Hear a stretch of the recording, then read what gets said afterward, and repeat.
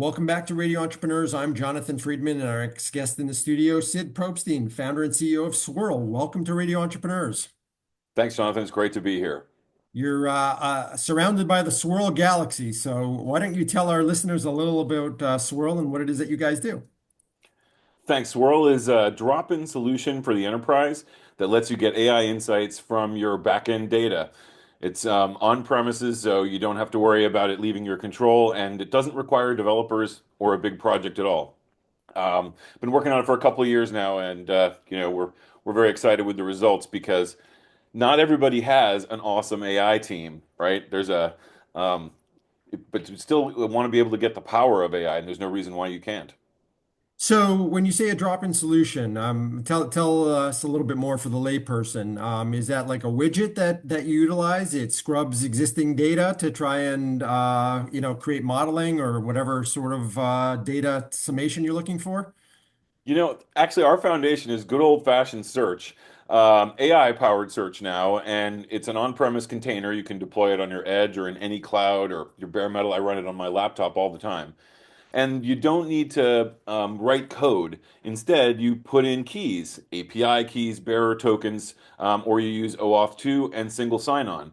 Right? It's really designed for enterprises that have lots of silos and they want to use, maybe their choice of AI. After all, last week, right, we saw this incredible innovation, and there's going to be another one next week, probably too, right? And we're going to want to try most of those, but there's one common thread. If they're going to help you with your business, they're going to need access to your data. So I mean, imagine that it's really broad in terms of applicability. Almost any sort of organization can utilize it.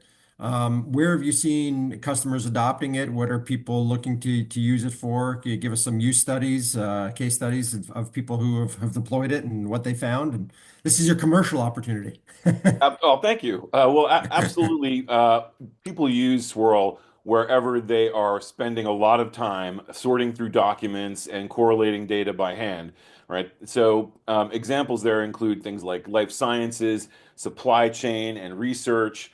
Frankly, in energy, oil and gas, there's a tremendous problem of silos. Everybody's working everywhere, right? You have people out in the field.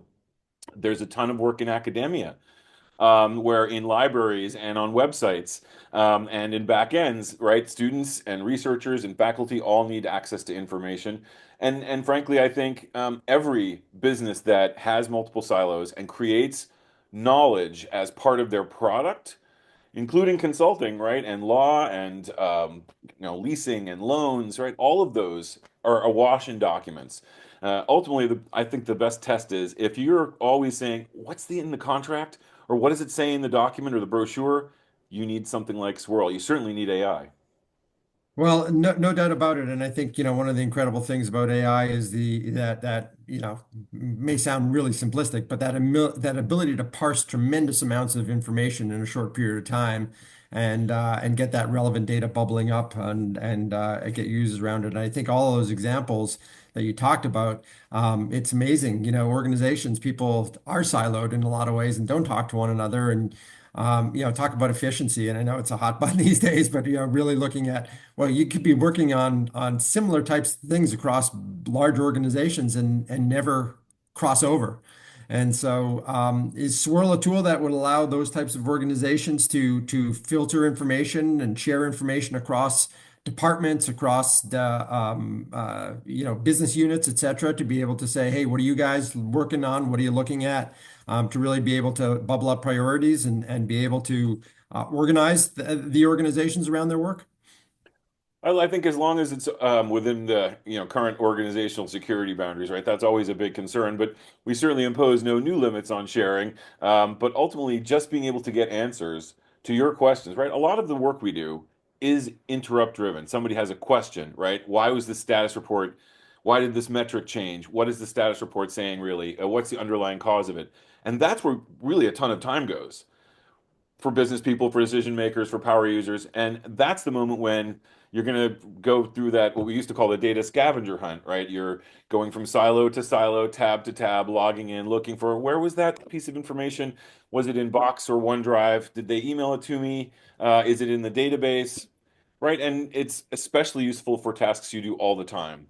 right? If we're researching a vendor, determining, building a calendar for payments, looking at modeling, a bunch of legal agreements into a financial a model, those are all problems where you spend time hunting through documents and records. So you talked about not needing a development team to deploy Swirl. You talked about it being, well, in layman's terms again, plug and play, really in a lot of ways. And what is the model? How does it work? Is it an enterprise license? Is it a user license? What's the model behind it? It's enterprise software. There's an open source version that doesn't include SSO, which is typically something that in the enterprise is fairly unique to the enterprise, I should say.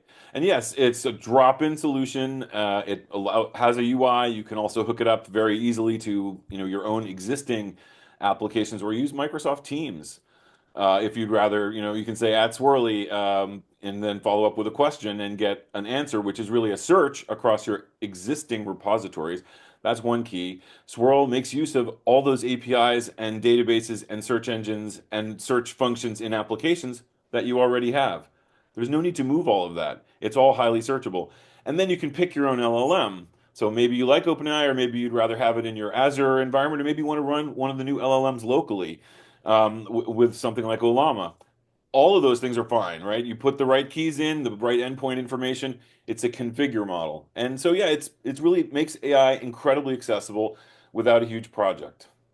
So, in your journey in developing the company and developing the product, what have you found to be some of the challenges you faced along the way? As we're all about entrepreneurship and the journey in entrepreneurship, lessons learned, things of that nature. Anything you'd like to share?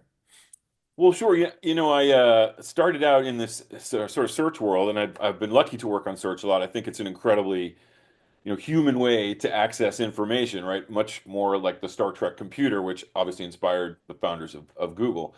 But ultimately, AI is like the universal answer to search, or search as a technology wants to. So it's really been amazing over the last couple of years.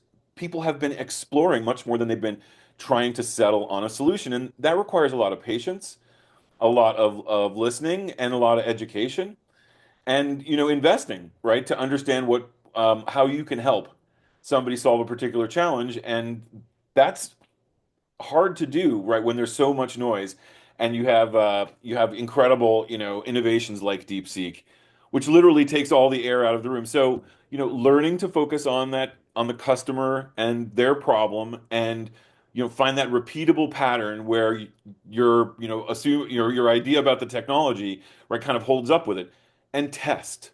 Another thing the thing I learned in that environment is to test a lot. Test the software, test with users, make sure people are trying it, and telling you what works and what doesn't, and where it really makes a difference. And It's hard. have you focused in a particular vertical? Again, it sounds like such a broadly applicable tool. Yet, when you go broad, often it's like, it's difficult to get traction. So, have you found traction in some particular segments? Sure, and it's not like an industry, right? It's more of the middle, what I like to call the mid to large enterprise. The very largest, super high scale companies, they're building, right? They have the AI talent. They've probably been working on this for a couple of years already. For a firm that doesn't necessarily, didn't invest that way, and doesn't necessarily think that that's core to their business, they very likely are looking for a solution that they can deploy the way they have deployed software, right, as opposed to developing it. And especially when you have developers, but they're focused on your customers and their problems, you're not necessarily going to go and say, "Oh, I'm just going to recreate my company as an AI company by starting from scratch with a very big investment," right? What people spend, this was my point, the it's so disruptive that it's not the simplest thing to do, and it transcends industries at some level. So for Swirl, the sweet spot is somebody who wants an on-premises solution, including an air-gapped solution, right, for government and secure environments, and they're not looking to ultimately unveil a huge project over the course of many years. They want a solution they can plug in like the rest of the software that they make use of. And I think AI has reached the point where it doesn't have to be a complex build anymore. It's becoming much more commoditized. To that end, just for the benefit of listeners or prospective customer, what is the typical deployment time of the solution? It typically you can get installed in 4 hours if you have the right admin with you. But typically we say it takes a couple of weeks. That's more normal for the large enterprise. You deploy some servers. You're going to have IT connect together the different services that you want to access, right? In the zero trust enterprise, that server can probably not even see the internet on its first day. After that, it's about installing the Docker or Kubernetes images and then putting in keys and integrating with your single sign-on. From that moment on, the system can be available to users.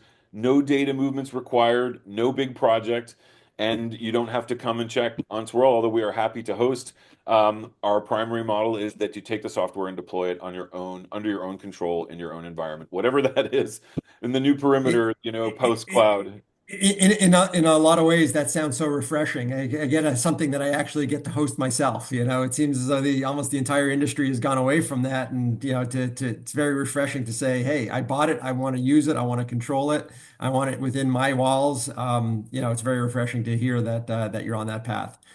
Sid Probstein, founder and CEO of SWIRL. If people want to get in touch with you, find out a little bit more about you, about the company, about the product, what's the best way for them to reach out to you? I'm Sid at swirlaiConnect.com, and that's also our website. I'm happy to, real quick here, I'll just share a slide. That's the Apple default desktop, which I'm a big fan of. But anyway, here's how you can reach out and contact me. We're always available on Slack as well too, if you try the open source version. And we'd love to hear from folks about what you're trying to do with AI in your environment and your own. Excellent. Sid, our guest has been Sid Probstein, founder and CEO of SWIRL. It's been a pleasure having you on Radio Entrepreneurs. Pleasure being here. Thanks very much, and have a great day. Thank you. And we'll be right back with another segment on Radio Entrepreneurs.